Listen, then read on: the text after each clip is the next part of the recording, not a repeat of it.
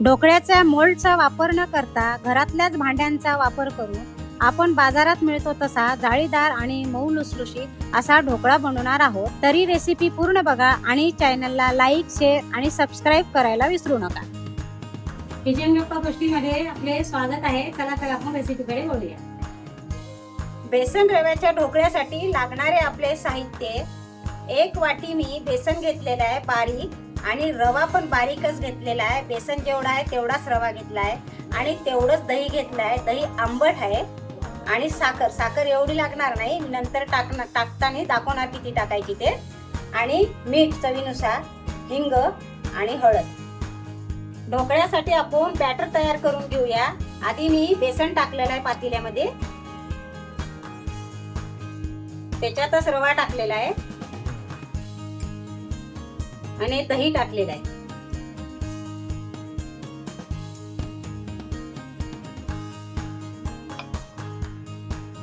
आता याला आपण छान एकजीव करून घ्यायचा आहे.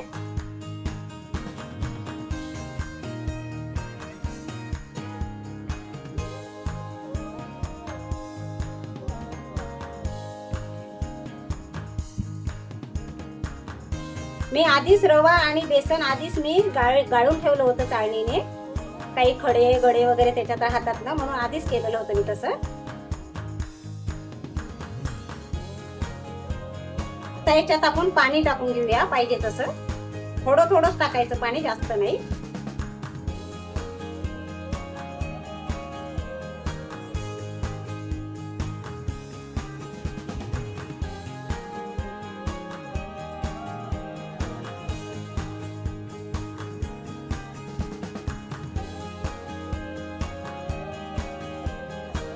याच्यामध्ये आपण साखर टाकून घेऊया. हे बारीक चम्मच आहे म्हणून 3-4 चम्मच साखर टाकते मी. आणि थोडं मीठ आणि हिंग टाकला थोडा.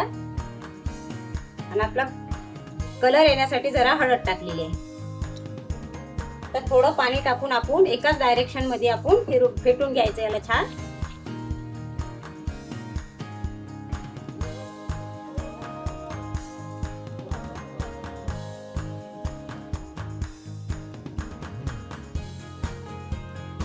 गाठी अजिबात नाही राहिल्या पाहिजे. ह्याप्रमाणे फेटून घ्यायचं आहे आपल्याला.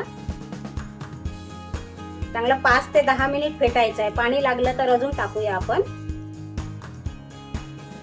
5 मिनिट मी फेटून घेतलं छान. आणि आता त्याच्यात ह्या चम्मच भरून मी तेल टाकलेलं आहे. आणि आता आणखी याला 5 मिनिट फेटून घेणार आहे छान. आपल्याला छान हलकं फुलकं करून घ्यायचं आहे याला, म्हणजे छान आपला मऊ चांगला कापसासारखा झाला पाहिजे ढोकळा. आता हे आपण 10 ते 20 मिनिट आपण याला ठेवून घेऊया मुरण्यासाठी आणखी बाजूला. तेल टाकल्यानंतर मी आणखी 5 मिनिट छान फेटून घेतलेलं आहे. बघा आपलं बॅटर कसं झालेलं आहे. आता याला 5 ते 10 मिनिट आपण बाजूला ठेवून देऊया. छान मुरल्या जाईल परत आणखी. हे आपलं बॅटर छान फुललेलं आहे बघा.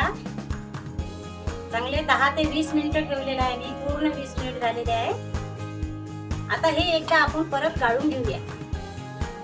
काही कडे वगैरे असतील ना ते निघून जाणार.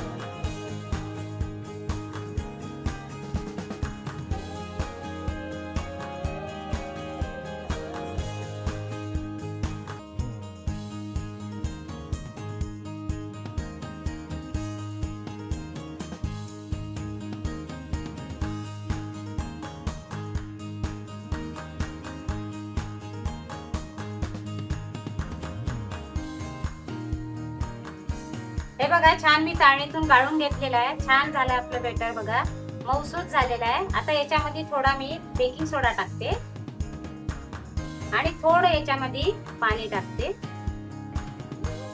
आता याला छान फेटून घ्यायचं आपल्याला.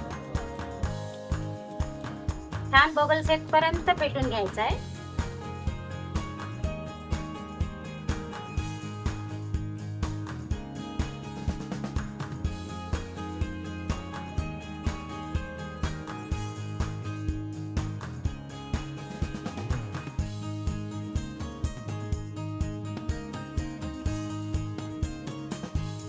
बघा ह्याप्रमाणे झालेलं आहे. आता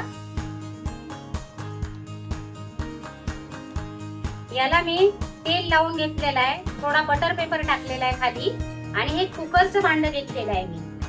तुम्ही आपलं ढोकळ्याचं मोल्ड सुद्धा घेऊ शकता आणि भांड्यात सुद्धा करू शकता. आता हे याच्यामध्ये मी टाकून घेत आहे कुकरच्या भांड्यामध्ये.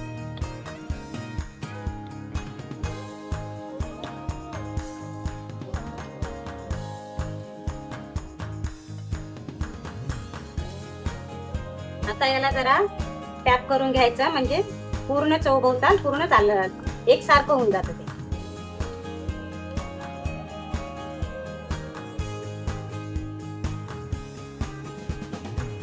इडलीच्या भांड्यामध्ये मी पाणी आधीच ठेवलेलं आहे आणि त्याच्यामध्ये एक स्टँड ठेवलेला आहे.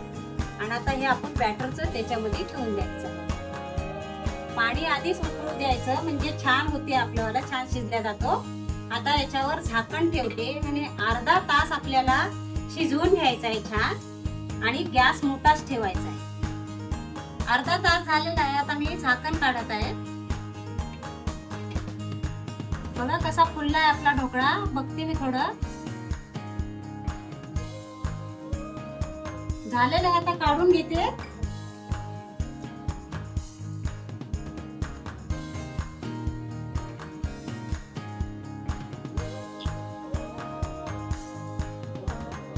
याला आपण पूर्ण गार होऊ द्यायचं आणि त्याच्यानंतरच काढून घ्यायचं आहे. बघा आपल्या ढोकळ्याची आता आपण गार झालेला आहे. बाजू एक कडा याच्यावाल्या मोकळ्या करून घेऊया.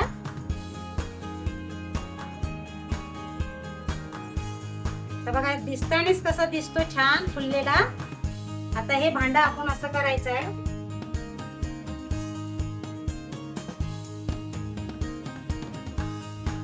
काढला आपण. आता हे जे आपण आता बटर पेपर लावला होता ते बटर पेपर याचा काढून टाकायचा आपल्याला.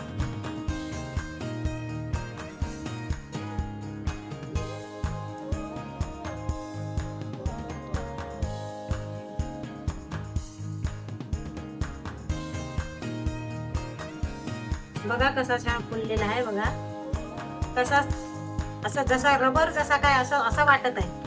आपण बाजारात विकत आणतो ना तसाच झालेला आहे. बघा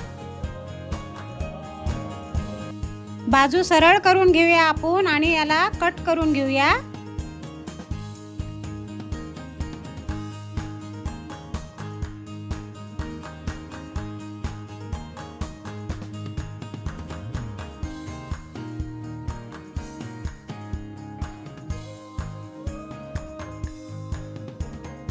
काप तुमच्या आवडीनुसार करा, लहान मोठे.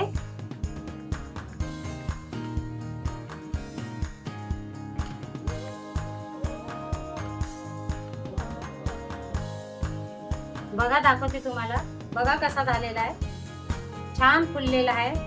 बाजारात मिळतो तसाच आहे. आता याला आपण तडका द्यायचा आहे. थोडे हे जरा लांब लांब करायचे आपल्याला, कारण त्याच्या आतपर्यंत गेलेलं पाहिजे आपलं तडका दिलेलं, म्हणजे खायला छान लागतो खमंग ढोकळा.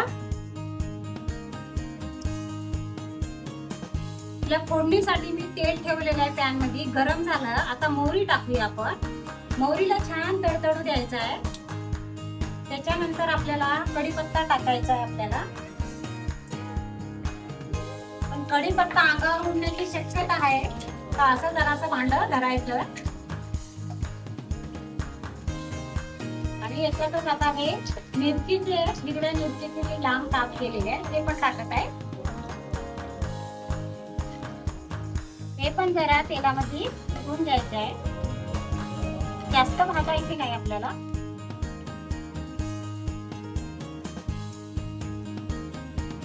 तीळ तुमच्या आवडीनुसार टाका, पण तिळाने काय छान दिसतं आपला ढोकळा, मग तीळ टाकते मी थोडी.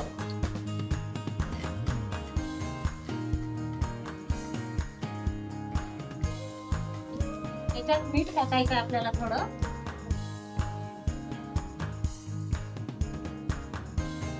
आणि साखर टाकली थोडी. आणि याच्यामध्ये 1 कप करून मी पाणी टाकत आहे. थोडं तेवढं बाजूला. आता याला उकळी द्यायची आहे आणि त्याच्यानंतरच आपल्याला गार झाल्यानंतर ढोकळ्यावर टाकायचं. त्या तडक्याला उकळी आली आहे, गॅस बंद करत आहे. याच्यात थोडं लिंबू पिळून घेत आहे मी, अर्ध लिंबू, म्हणजे कशी छान आंबट चव येते. आणि साखर टाकली आपण म्हणजे आंबट गोड अशी चव येते त्याला. आता हे थोडं गार झाल्यानंतर आपल्याला टाकायचं आहे ढोकळ्यावर. आपला तडका गार झालेला आहे. आता हे याच्यावर टाकायचं आहे आपल्याला ढोकळ्यावर.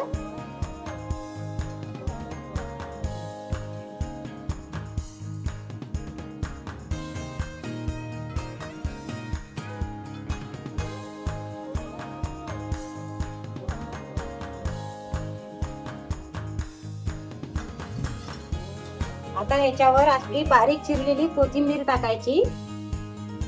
आवडीनुसार, तुम्हाला आवडत असेल तर टाका, नाही तर काही हरकत नाही, नाही टाकली तरी.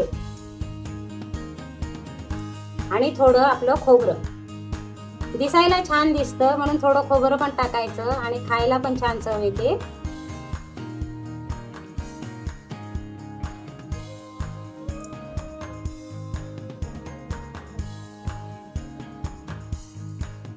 झाला आपला ढोकळा तयार.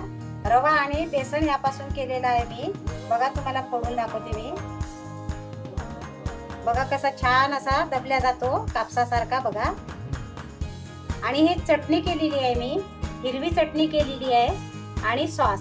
याच्यासोबत आपण चिंचेची सुद्धा चटणी सोबत खाऊ शकतो. चिंचेची पण चटणी करू शकतो आपण. असेच व्हिडिओज बघण्यासाठी चॅनलला लाईक करा, शेअर करा आणि सबस्क्राईब करून ठेवा, जेणेकरून माझं कुठलेही मी व्हिडिओज टाकले ते सर्वात आधी तुम्हाला दिसणार. आणि बाजूचं बेल आयकॉन प्रेस करा.